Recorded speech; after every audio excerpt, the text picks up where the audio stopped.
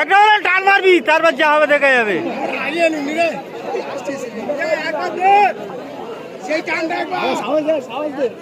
ছাড়বি না সিজা, ছাড়লি কিন্তু তোর ঘরে নিয়ে যাবনি।